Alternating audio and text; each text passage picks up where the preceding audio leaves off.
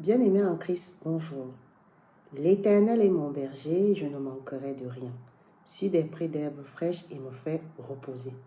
Alors nous commençons avec ce petit extrait du psaume 23, qui est l'un de mes psaumes les plus préférés.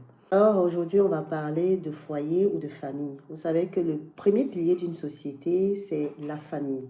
La famille est vraiment le lieu par aisance où si on se sent bien, on sera bien partout où nous serons. Et même dans les textes bibliques, vous voyez que le Seigneur vraiment fonde sa pierre sur la famille. Alors, je suis tombée sur un magnifique ouvrage intitulé Les petites vertus du foyer que je vais partager ici avec vous. C'est vraiment un manuel très facile à déguster.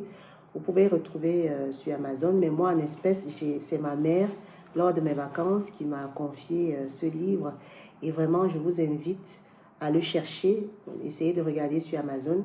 Vraiment, il est vraiment très pertinent. C'est une des écrits, des ouvrages religieux, mais qui s'adapte vraiment à la vie au quotidien. Alors, sans plus tarder, nous allons rapidement parler de ces petites vertus qui font une belle famille, qui font un bon foyer. Voilà, si vous êtes scotché, je vous invite à rester et nous allons vraiment faire un retour de lecture sur ces livres. Mais si c'est la première fois que tu tombes sur cette vidéo, je t'invite bien évidemment à t'abonner et à partager afin que nous puissions agrandir notre communauté. Alors, bien-aimés en Christ, de là où vous trouvez, une fois de plus encore, recevez mes salutations. J'espère que vous allez tous bien et que la grâce de Dieu est sur vous. Aujourd'hui, je partage donc avec vous un retour de lecture sur cet ouvrage qui a été écrit par Georges Chevreau, qui parle des petites vertus du foyer. Ce sont les éditions de Laurier. Je vous invite vraiment à regarder les ouvrages qui viennent de cette collection d'éditions, c'est-à-dire le Laurier. Ils ont vraiment de petits tips qui sont très bien expliqués. Vraiment, pour tout chrétien, c'est quand même intéressant. Dans une prochaine vidéo, même aussi, je vais partager avec vous comment s'assurer d'une vie de famille heureuse. C'est toujours au niveau des éditions Laurier, mais je vous assure, vraiment, ils ont de très bons ouvrages. Alors, de quoi traite donc cet ouvrage? Cet ouvrage, donc, comme je l'ai dit en préambule, a été écrit par Georges Chevreau. C'est un livre ici qui va aborder le thème du foyer ou de la famille. Et il va mettre surtout l'accent sur les valeurs familiales. Le livre ici va donc explorer différentes vertus nécessaires pour pouvoir maintenir une famille harmonieuse et avoir aussi un foyer harmonieux avec des vertus telles que la patience, la bienveillance, l'écoute et la générosité. Le livre dont ici, mes bien-aimés, va mettre en lumière ici plusieurs choses ici. Il va mettre en lumière l'importance ici de cultiver des vertus au sein de la famille afin de créer un environnement sain, un environnement chaleureux, un environnement épanouissant et un environnement vraiment où il fait bon de vivre. Donc, le livre également, lors de ma lecture ici, va explorer aussi comment donc ces vertus peuvent être cultivées au sein de notre famille. Vous savez, c'est une chose de connaître les vertus, d'autant plus qu'il faut aussi savoir comment donc je l'applique au quotidien pour justement avoir un environnement vraiment épanouissant au quotidien. Il va donc offrir ici des conseils assez pratiques et des histoires très inspirantes ici pour illustrer les biens ou les bénéfices ici de ces vertus en fait dans la vie de famille. Bon. Avant de vous citer les vertus, j'aimerais encore dire une dernière chose sur les caractéristiques de ce livre ici. L'ouvrage ici va donc aussi viser à encourager chacun de nous, vous qui allez lire probablement et moi qui l'ai lu, à consacrer plus de temps vraiment et de l'énergie à sa famille, en mettant l'accent sur l'importance de la relation familiale et de la communication. Donc, l'auteur aussi va donc mettre en évidence 13 vertus qui seront essentielles ici pour maintenir un foyer heureux. Sans plus tarder, nous allons donc lister et analyser ces 13 petites vertus pour que votre foyer soit harmonieux et serein. Alors, mes bien-aimés, vous voulez avoir un foyer harmonieux, vous voulez avoir un foyer heureux, vous voulez avoir un foyer apaisant. Je vais vous lister ici les 13 vertus qu'il est intéressant d'avoir au sein d'un foyer. La première vertu ici que l'auteur partage avec nous ici, c'est la vertu de la courtoisie. Quand il parle ici de vertu de courtoisie, il parle ici sur la douceur, sur la politesse.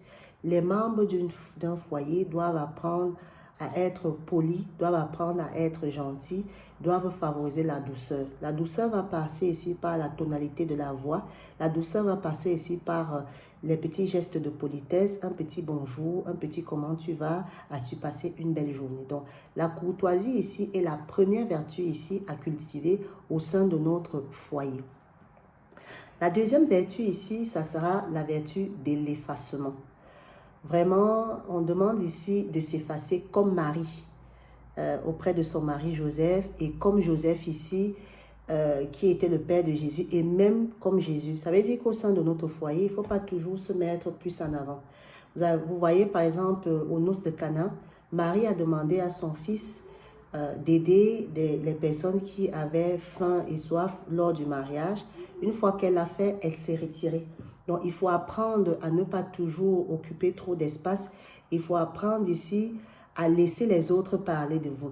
Ça, particulièrement, c'est une vertu qui m'a beaucoup touchée, cette vertu d'effacement. Si chacun de nous, nous faisons vraiment ce petit effort comme Marie, comme Joseph et comme même Jésus, vraiment, beaucoup de choses vont être bien. La troisième vertu ici, ça sera la vertu de la gratuité. Je pense qu'on en a déjà beaucoup parlé dans cette vidéo.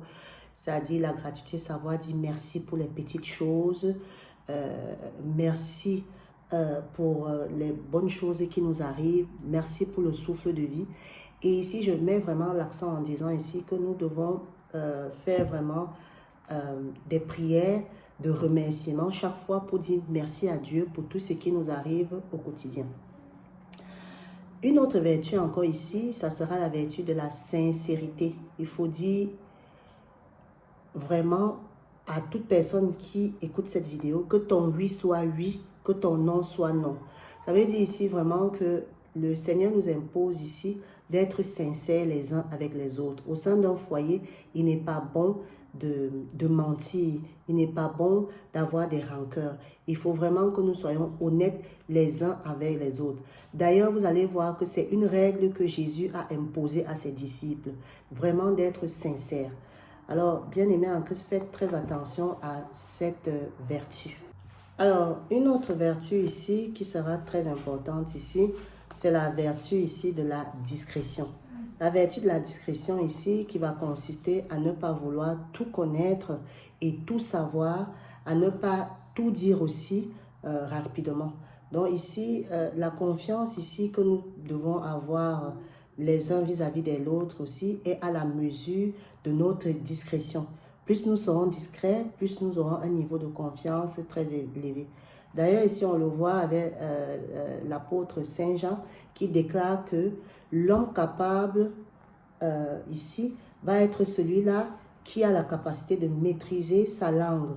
Et c'est un homme vraiment qui va vraiment être parfait. Ça aussi, c'est l'une des vertus qui m'a beaucoup touchée parce qu'au quotidien, bien aimé en Christ, j'apprends vraiment cette notion de discrétion. On ne fait pas toujours attention à ce qu'on dit, on ne fait pas toujours attention lorsqu'on s'exprime vis-à-vis des gens. Donc vraiment ici, le Seigneur nous demande ici que pour avoir un foyer harmonieux, il faut vraiment cultiver cette vertu de la discrétion.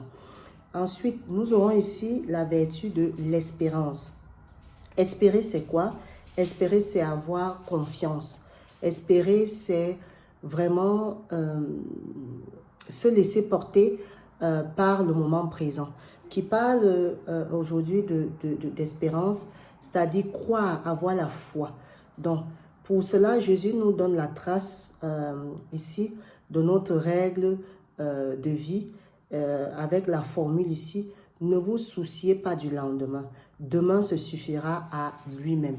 Ici, ça veut dire ici là que chacun de nous devons apprendre à vivre dans le présent. Nous ne devons pas toujours nous laisser aller dans le chagrin du passé ou dans le rêve du futur. Bien vrai, le futur, on le prépare, mais le Seigneur nous demande ici qu'en tant que chrétiens, nous avons l'obligation de vivre au jour le jour et que malgré les déceptions, malgré les découragements, nous devons espérer, nous devons croire que tout est possible. Alors, une autre vertu ici que nous devons cultiver au sein de notre foyer va être la vertu de la bonne humeur, c'est-à-dire cultiver la joie. Aussi, lorsque nous n'avons pas de motifs sérieux de tristesse, Jésus nous recommande ici d'être toujours en joie. Jésus nous demande ici d'être toujours dans la bonne vibe. Alors vraiment, dans le foyer, il est très important de garder toujours cette bonne humeur. Nous avons ensuite la vertu de la bienveillance, qui va parler ici de la bienveillance, va souligner ici un foyer chrétien qui sera celui-là qui ne dit pas du mal lorsque un de nos frères ou un de nos parents est absent. Vous voyez, c'est-à-dire la médisance ici. Et ici, il faut vraiment que nous fassions attention à ce point. En tant que chrétiens ici, nous devons impérativement nous délier de tout ce qui est dénigrement.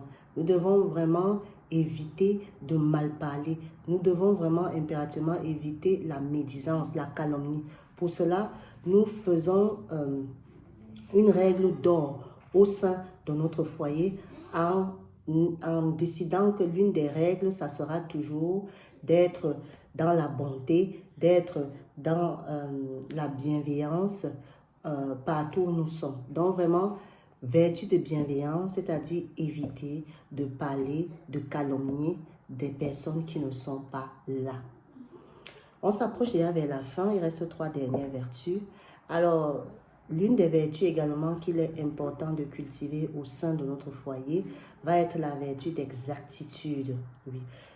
La vertu d'exactitude ici, mes bien-aimés, elle va renvoyer à la ponctualité. Oui, il faut être ponctuel. Ça a l'air peut-être tout bête comme ça, mais il faut vraiment être ponctuel. À l'exemple de Jésus, par exemple, ici, prenons le temps que nous avons au sérieux. Ainsi, une bonne gestion de notre temps implique ici un travail méthodique, une vie plus régulière. Donc, vraiment, faisons attention à la notion de ponctualité. Ça veut dire ici que nous devons accorder du temps pour la prière et pour la détente. Un bon chrétien est celui-là vraiment qui va bien gérer son temps. Gérer son temps de travail, gérer son temps de détente, gérer son temps de repos, mais aussi gérer son temps de prière. Nous avons également la vertu de diligence. Quand nous parlons de la vertu de diligence ici, c'est-à-dire la promptitude, c'est-à-dire attention aux activités joyeuses. Ici, la vertu de la diligence ici va consister donc à aimer le travail que nous faisons avec entrain et le faire de notre mieux. Apprenons à apprécier tout ce que nous faisons. Si nous avons tendance à toujours critiquer notre boulot, à toujours nous plaindre de notre travail, à ne jamais être satisfait de notre travail, mais dans notre foyer, nous devons cultiver cette diligence. Nous devons apprécier. Si nous lavons les assiettes ou les habits, nous devons apprécier cela. Si nous faisons le ménage, nous devons apprécier ce moment-là. Vraiment, prenons le temps d'avoir cette vertu de diligence. L'avant-dernière vertu, qui est la 10e vertu ici, ça va être la vertu ici de patience. Oui, la patience ici, ça va être de savoir conserver la maîtrise de soi. Ça veut dire ne pas être sous l'emprise de ses émotions. Non, ne pas être sous l'emprise de ses émotions. Et cela va donc nécessiter ici l'apprentissage. Il faut apprendre à maîtriser ses émotions ici. On va l'acquérir en fait ici, cette maîtrise de ses émotions de 2 manières ici. Vraiment très important ici, 2 façons ici de le faire grâce à des convictions. Il faut avoir des convictions, il faut avoir la foi et aussi à des exercices que nous allons faire au quotidien pour pouvoir travailler, cultiver cette patience-là. Ces exercices-là seront au nombre de 2 ici que vous devez adopter au quotidien. La première chose, c'est se taire lorsqu'on n'a rien à dire. Et la deuxième chose, c'est attendre, c'est-à-dire prendre le temps avant de répondre.